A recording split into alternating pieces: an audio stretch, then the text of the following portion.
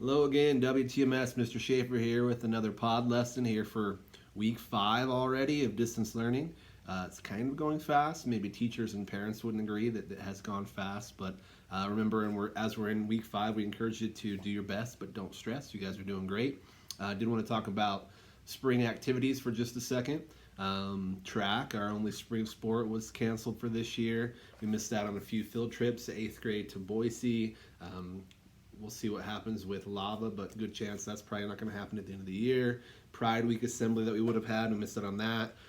Annual talent show would have been in April or May, and we missed out on that. So that's obviously bad news. Those are things that we look forward to every year that are pretty fun for a lot of people.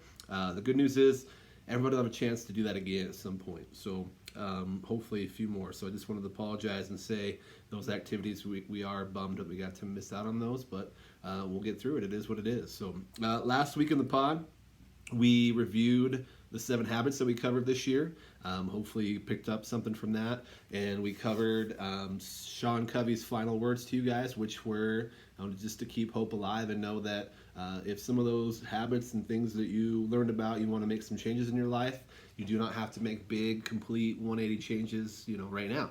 You talked about small little course collections like you're in a flight plan that you can get back on the track you want to be on.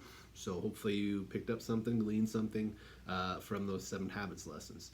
Today, really, with the habits done, we would have been talking about student council elections, which we'll have to do next fall. We left some time for other things, and so I was kind of out of things to talk about for pod. I thought we'd briefly, hopefully I can make this even shorter than the other ones, talk about this. Read, Talk, Play. Maybe you've seen that around in different buildings in the school district. Lots of shirts in the community. I'll tell you a little bit about what it is and how it applies to you as middle schoolers, and we'll try to make it as fast as possible. First off, no, it is an initiative for younger kids and parents to try to learn at a very young age of those 3 things, doing those 3 things every day for 5, 10, hopefully even 20 minutes, reading to them and helping them develop their language, which talking can do as well, and playing will help them be more ready for kindergarten. But I know for the Read, Talk, Play Committee and Mr. Jensen in particular, this is stuff that does apply to everybody. Those 3 things being done every day are pretty cool. So let's talk about the first part, Read, Talk, Play every day. As a former English teacher and principal now, you guys have heard me talk about books and my love of books and reading before. And I looked up a lot of quotes and try to sell you on it. I know not everybody loves reading, but I just talk briefly about what it means to me. It's just such an act of transportation. I love my life and I have a lot of good things in it, but I do love being able to learn about other people, being put in a time and place a far distance from what my reality is, and to have empathy and to have a sense of adventure with those people, and you can get that from great nonfiction as well. And there's types of reading that we can find for everybody. I went through today and looked at some things I could read to you on this pod. Most of them were pretty long. I didn't think you wanted to listen to me, and didn't need a kid's book, but I thought I'd give you just a few quotes from my favorite book, To Kill a Mockingbird. Love it enough that my son's middle name is taken from one of the characters. And just to show you what books can do in just a short amount of time. So certainly that transportation we talked about, being just engrossed in a new world and transported to that place. But you can learn so much too as you're entertained. And it's just 3 really brief quotes from the book that I thought were pretty amazing. So some context here, as the father character Atticus is talking to his daughter, she's had a misunderstanding and is really mad at somebody, and this is what he tells her. First of all, he said, if you can learn a simple trick, Scout, you'll get along a lot better with all kinds of folks. You never really understand a person until you consider things from his point of view. Sir, until you climb into his skin and walk around in it. Really a valuable lesson there about empathy and just saying, here's how I feel, but what about from their perspective? And so I think that's a pretty valuable lesson, as is this one, where Scout comes home and says, Dad, this is what people are saying about you in the community. There's people bad-mouthing him, and the kids are having to deal with it. This is what he said. Well, most folks seem to think that you're right and you're wrong. Atticus responds, they're certainly entitled to think that, and they're entitled to full respect for their opinions, but before I can live with other folks, I've got to live with myself. The one thing that doesn't abide by majority rule is a person's conscience. Just a quote about integrity. People can flap their gums and say what you want, but if you're true to yourself on the inside and saying, doing and standing up for the things that you think are important and real, That's true integrity right there. And then the last thing here is just a sense of optimism. On the book's final page, I won't read you the whole thing to spoil it, but this is what he tells his daughter. She says afterwards, in the end, he was really nice about somebody else. And Atticus says, most people are Scout when you finally see them. So from empathy to integrity to the sense of optimism and hope, and he says, people have their flaws, but in the end, most people are inherently good, and you have to maybe search for that sometimes, but it's in there.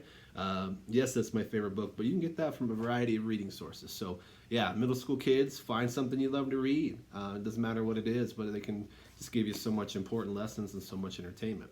The second part of this initiative is talk, obviously, and it can just be a sense of a source of catharsis, big word, sometimes tough to say, but something being cathartic is allowing you to release some emotions, some maybe pent up things, and communicating is a basic human need. I've shown you guys this pyramid before, our hierarchy of needs from a theorist named Maslow, and I don't know if that's backwards for you guys or not, but talks about these psychological needs of just love and belonging and finding esteem in yourself and who you are. We can't do those things without talking to people. So even during this sort of shelter in place, find a way to listen to others, communicate with them, have a conversation with the people around you, whether you're hopefully with some family members or some people that you can talk to. Modern digital communication lets us do that, but just talking to folks. Yes, it's good with little kids to get them using language, but there's more of an emotional benefit the older you get in middle school years to have those conversations, just talk to somebody, listen, and then to have somebody that you're comfortable with to really express yourself and they understand you. One of the greatest gifts for sure. Third and final part. So we read, we talk, and we play, hopefully. And I know that may sound like a little kid thing. You don't play anymore. You're a mature, cool middle schooler now. So many benefits to playing. Physical, get some movement, getting in shape.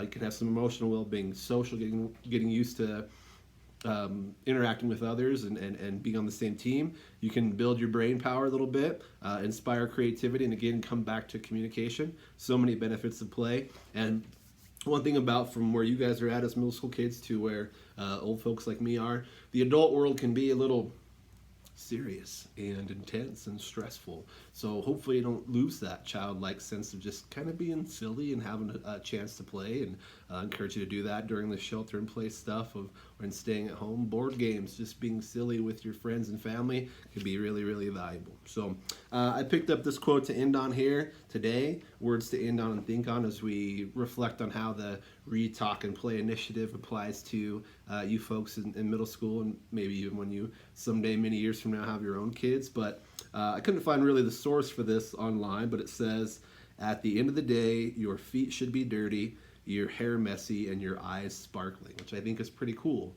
Don't spend all day online or on the phone or whatever you're doing playing video games. Those are all good and have their place, but get out there, have some fun in that sparkling eyes part. I think that Read, Talking, Play can all contribute to your development and hopefully give you that sense of wonder. And I think those are three really valuable activities, and I love seeing those signs everywhere, and I think it's a great part of our district. So remember those words: read, talk, play every day.